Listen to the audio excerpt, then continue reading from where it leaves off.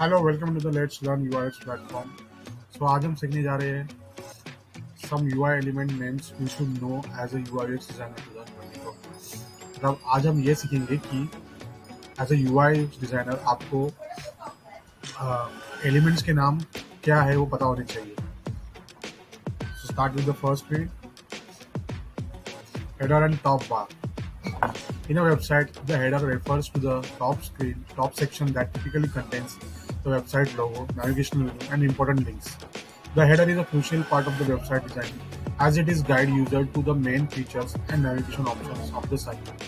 It often showcases the branding elements of the website such as the logo, tagline, or space for special promotion.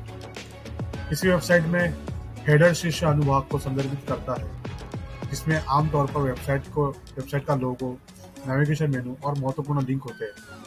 Header website design का एक महत्वपूर्ण हिस्सा है क्योंकि यह उपयोगकर्ताओं को साइट की मुख्य विशेषताओं और नेविगेशन विकल्पों के लिए मार्गदर्शन करता है। यह अक्सर वेबसाइट के ब्रांडिंग तत्वों जैसे लोगो, टैगलाइन या विशेष प्रचार के लिए स्थान को प्रदर्शित करता है। सो हेडर और टॉप बार का मतलब है कि वेबसाइट के सबसे ऊपर जो पार्ट रहता है उसको हम लोग हेडर बोलते हैं, जिसमें लोगो आता है, नेविगेशन मेनू आता है। वो एक हेडर का वो एक महत्वपूर्ण हिस्सा रहता है अपनी वेबसाइट के लिए, जिससे कि वेबसाइट नेविगेट कर पाए, लोगों को पता चल सके कि हम लोग एक पेज से दूसरे पेज पे कैसे जा रहे हैं या फिर दूसरे विकल्प पे कैसे सिलेक्ट कर रहे हैं उसके लिए। उसका एग्जाम्पल मैं आपको दिखा रहा हूँ।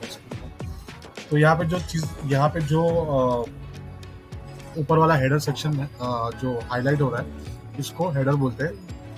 इस वाले सेक्शन को हेडर बोलते हैं जो व्हाइट कलर में लिंक हो रहा है।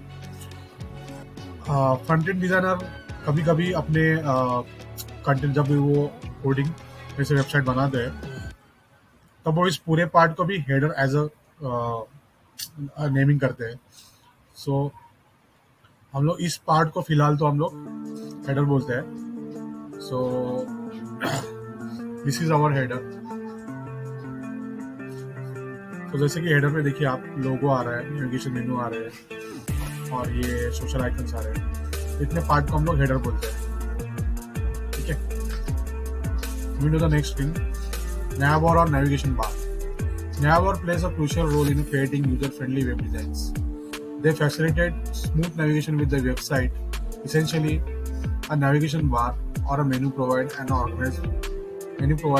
organized menu of linking various web pages, typically within the same site.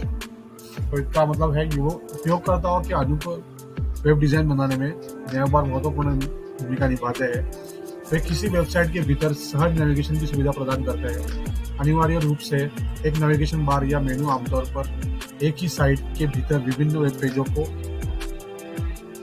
जोड़ने का एक संगठित साधन प्रदान करता है। सो इसका मतलब ये है कि तो दूसरा एलिमेंट ये है कि nav बार और नेविगेशन बार। तो nav बार और नेविगेशन बार किसको कहते हैं, पहले आपको मैं एग्जांपल दिखाता हूँ। तो ये जो है home, about, services, contact, feedback, ये है वेबसाइट के nav बार। जैसे कि वेबसाइट अपने मोबाइल में जाती है या किसी ऐप में जाती है तो आपको यहाँ पे साइड में जैसे कि मेनू बार बोलते हैं, इसको बोलते हैं मेनू बार या हैमबर्गर मेनू बोलते हैं। तो ये जो दिखते हैं आपको, इसको बोलते हैं नेविगेशन बार। मोबाइल में इसको नेविगेशन बार बोलते हैं और वेबसाइट में जो डेस्कटॉप पे दिखते हैं उसको इसको नेविगेशन बार बोलते हैं।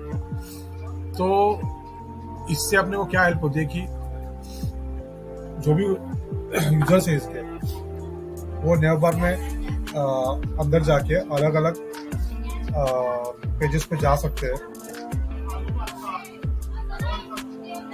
या फिर एक ही वेबसाइट पे रह के अलग अलग पेजेस पे वो जा सकते हैं। एक ही वेबसाइट के पेजेस पे रह के अलग अलग वेब पेजों पे वो लोग जा सकते हैं। तो इसके लिए दूसरा एलिमेंट जिसको हम लोग बोलते हैं nav बार, तो वेबसाइट में यहाँ पे रहता है, यहाँ पर इसको बोलते हैं nav बार। थर्ड एलिमेंट है accordion. Accordion enables users to expand or collapse different content sections, adding quick navigation and enabling UI designers to present substantial information within the confined space. मतलब क्या होगा, accordion उपयोगकर्ताओं को सामग्री अनुभागों का विस्तारित या संक्षिप्त करने की सुविधा प्रदान करता है, तेज नेविगेशन की सुविधा प्रदान करता है और UI डिजाइनर को सीमित स्थान में व्यापक जानकारी शामिल करने की अनुमति देता है। तो पहले हम लोग एकॉर्डियन का एग्जांपल देखते हैं। यहाँ पे FAQ सेक्शन है। FAQ सेक्शन का फुल फॉर्म होता है फ्रीक्वेंटली आस्क्ड क्वेश्चन। जैसे कि आप देखते हो वेबसाइट पे फ्रीक्वेंटली आस्क्ड क्वेश्चन में जैसे कि एक क्वेश्चन पूछा है प्रोडक्ट इन्फॉर्मेशन और उसके बारे में यहाँ पे उसकी इन्फॉर्मेशन दी गई है। और ज़्यादा dimension and weight of the yoga line mat, मतलब योगा लाइन की मैट की डायमेंशन और वेट कितना होना चाहिए उसके बारे में इन्फॉर्मेशन दिया है। तो ये जो एकॉर्डियन है ये हेल्प करते हैं कि कम स्पेस में ज़्यादा इन्फॉर्मेशन यूजर्स तक कैसे पहुँचाए, क्योंकि हम लोग ज़्यादा भी बड़ा लंबा चौड़ा अगर कंटेंट दिखाएंगे तो क्लाइंट को अच्छा नहीं लगेगा या फिर यूजर्स को पढ़ने में प्रॉब्लम होगा। ठीक है, तो इसे करते हैं एकॉर्डियन। जैसे कि हम लोग क्लिक करते हैं, इसको क्लिक करते हैं ये ओपन होता है, इस पर क्लिक करते ही ये ओपन होता है, फिर ये बंद होगा। इसे कहते हैं एकॉर्डियन। वेबसाइट का और एक एलिमेंट है जिसको कहते हैं एकॉर्डियन। उसके बाद है bread crumbs. This short path of the link asset users in the understanding their location with in the website, usually positioned at the top of the site. Breadcrumbs enable users to identify their current position and the pages they have visited. User can also click on them to move between different steps. ये छोटे संबंधित link कुछ ऐसे होते हैं जो उपयोगकर्ताओं को वेबसाइट के भीतर उनकी स्थिति समझने में मदद करते हैं। सामान्यतः साइट के शीर्ष पर स्थित ब्रेडक्रम्स यूजर्स को उनकी वर्तमान स्थिति और आगे की पृष्ठों को देखने की अनुमति देते हैं। उपयोगकर्ता इन पर क्लिक करके कदमों के बीच चलने में सक्षम होते हैं। ये वेबसाइट का और एक एलिमेंट है जो कि है ब्रेड क्रम्स। ब्रेड का एग्जांपल ये है, जैसे कि हम लोग अमेजोन के वेबसाइट पे जाते हैं, तो अमेजोन के वेबसाइट पे जाने के बाद हम लोग समझो एक बुक सेक्शन पे गए, तो बुक सेक्शन पे क्लिक करने के बाद हम लोग उसके और एक कैटेगरी में गए जिसका नाम है new used and rental text book, और उसमें से हम लोग कंप्यूटर साइंस के सेक्शन में जाके हम लोग ने ये बुक निकाला, फ्लो आर्किटेक्चर फ्यूचर। ये जो चीज़ है जो रेड बॉक्सेस में आपको हाईलाइट करके दिख रही है, इसको बोलते हैं ब्रेड क्रम्स। वेबसाइट के अंदर इसको ब्रेड क्रम्स बोलते हैं। इसको ब्रेड क्रम्स इसलिए बोलते हैं ताकि यूजर को पता चले कि यूजर कहाँ से कहाँ तक आया है, उसने क्या स्टेप्स लिए है, मतलब बुक्स से लेके new used rental text book के बाद कंप्यूटर साइंस में। तो इससे क्या होता है कि वो यहाँ पे क्लिक करके वापस अगर उसको पीछे जाना तो पीछे जा सकता है। अगर ब्रेड क्रम्स नहीं होंगे तो यूजर को पता नहीं चलेगा कि वो कहाँ से कहाँ पे यहाँ पे आया, कौन सा मेन्यू यूज करके यहाँ पे आया। जैसे कि हमने अमेज़न पे देखते हो, यहाँ पे मेन्यू बार में हम क्लिक करते तो बहुत सारी कैटेगरी ओपन होती है। तो अगर उसको पता ही नहीं कि वो कहाँ से आया है तो फिर वो क्या करेगा, इसके लिए ब्रेड क्रम्स का यूज होता है। ठीक है, हमारा नेक्स्ट एलिमेंट है button. A button is a crucial element in the interaction design with a substantial impact on user interfaces.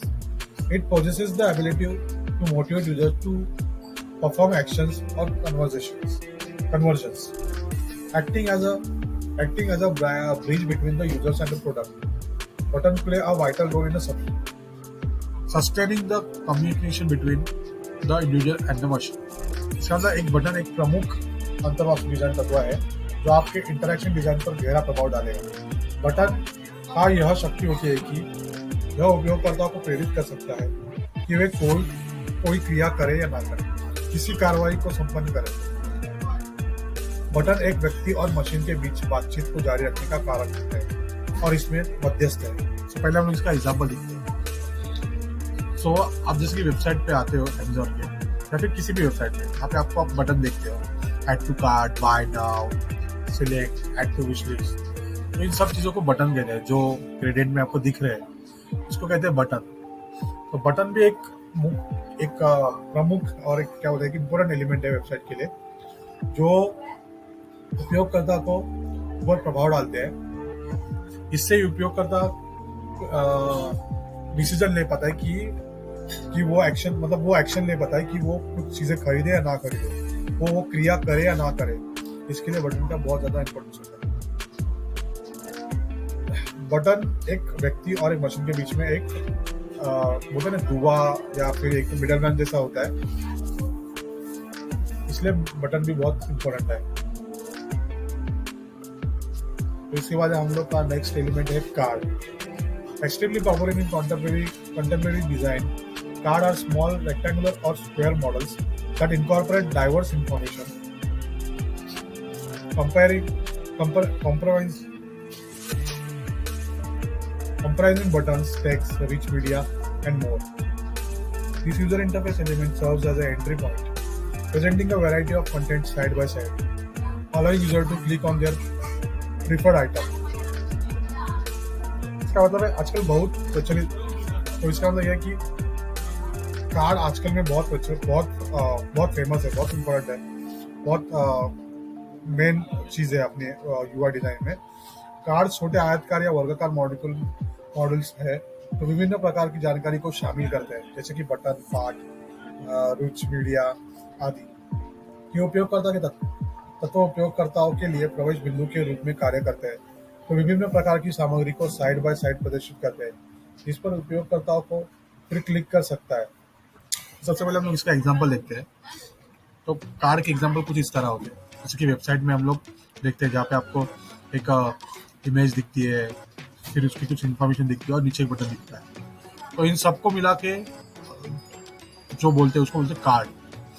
सो एक कार्ड कुछ इस तरह होता है कि हम लोग इससे अलग अलग इन्फॉर्मेशन शो कर सकते हैं, बहुत सारी इन्फॉर्मेशन शो कर सकते हैं, इंपॉर्टेंट इन्फॉर्मेशन। फिर यहाँ से कुछ बटन क्लिक करके उसको किसी और पेज पे या किसी और प्रोडक्ट पे हम लोग रिडायरेक्ट कर सकते हैं। तो ये दूसरा एग्जांपल है कार्ड्स का। तो कार्ड्स इमेजेस से भी यूज करते हैं, कार्ड्स टेक्स्ट से भी यूज कर सकते हैं, कार्ड ये इलिस्ट्रेशन से भी यूज कर सकते हैं। ये भी एक इम्पोर्टेंट एलिमेंट है, ठीक है। तो इसके बाद है carousel. Carousel enable users to explore various sets of content such as the images or cards, often linked to the additional content or sources.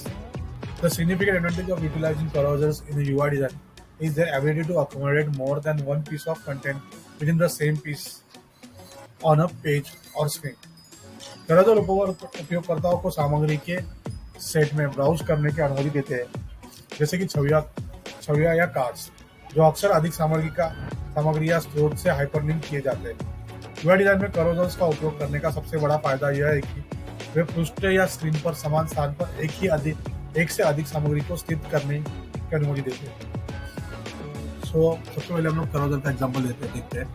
तो कैरोसेल कुछ इस तरह से रहते हैं, जहाँ पे हम लोग इमेजेस और कुछ इन्फॉर्मेशन, कुछ टेक्स्ट एक साथ रहता है और एक बटन रहता है कॉल टू एक्शन, इसको सीटीए बोलते हैं। सो बटन को सीटीए भी बोलते हैं, ये याद रखना। सो सीटीए का फुल फॉर्म होता है कॉल टू एक्शन।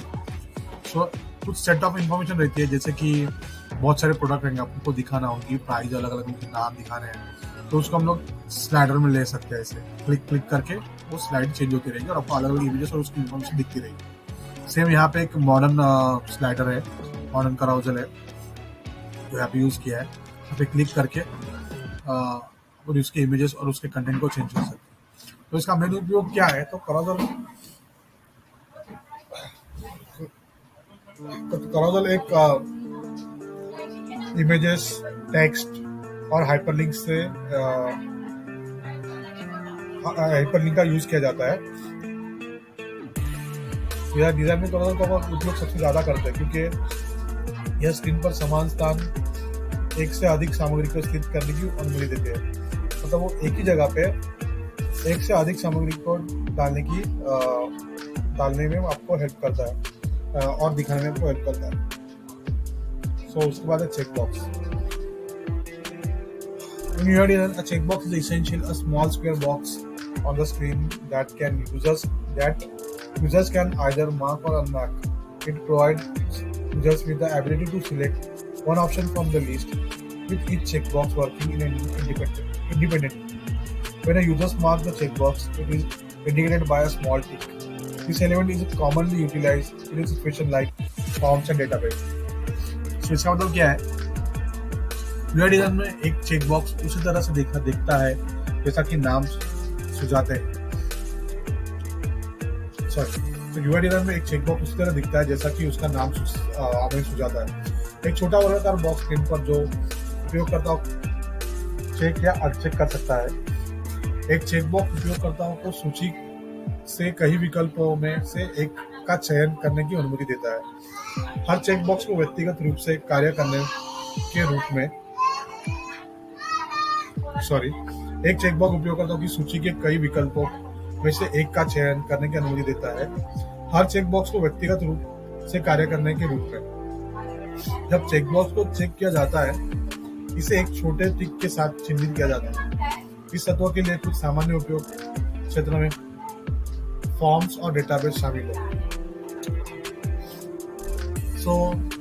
चेकबॉक्स का पहले एग्जांपल देखते हैं। तो चेकबॉक्स कुछ इस तरह दिखते हैं कि हम लोग इसके ऊपर यूजर क्लिक कर सकते हैं। यूजर मतलब कौन? हम लोग जो नॉर्मल, अगर आप कोई अकाउंट वेबसाइट यूज कर रहे हैं तो आप कुछ प्रोडक्ट है तो यूजर कौन है? आप हो, मतलब हम हो। तो हम लोग प्रोडक्ट खरीदे उसको बोलते हैं यूजर। तो यूजर्स इस पे क्लिक कर सकते हैं, इसको चेकबॉक्स में चेक अनचेक कर सकते हैं क्या चाहिए उसको, फूड, माइनिंग, म्यूजिक, ट्रांसपोर्टेशन, जो चाहिए उसको क्लिक या ऑफ कर सकते हैं। जैसे कि यहाँ पे राइट साइड में एक ऑप्शन दिया है जिसमें हम लोग रास्पबेरीज, मैंगोज के ऑप्शंस है, कीवीज के ऑप्शन है, इनमें से कुछ सिलेक्ट कर सकते हैं, कोई डिसलेक्ट कर सकते हैं यूजर्स उनकी इच्छा अनुसार। तो यह भी एक इम्पोर्टेंट एलिमेंट है यूआई डिजाइनिंग में, इसका नाम है चेकबॉक्स। तो चेकबॉक्स का यूज होता है कोई भी चीज सिलेक्ट या डिसलेक्ट करने के लिए यूजर को चॉइस देना, या फिर मल्टीपल चीजें एक साथ सिलेक्ट करने के लिए चॉइस देना। इसके लिए चेकबॉक्स का यूज होता है। ठीक है।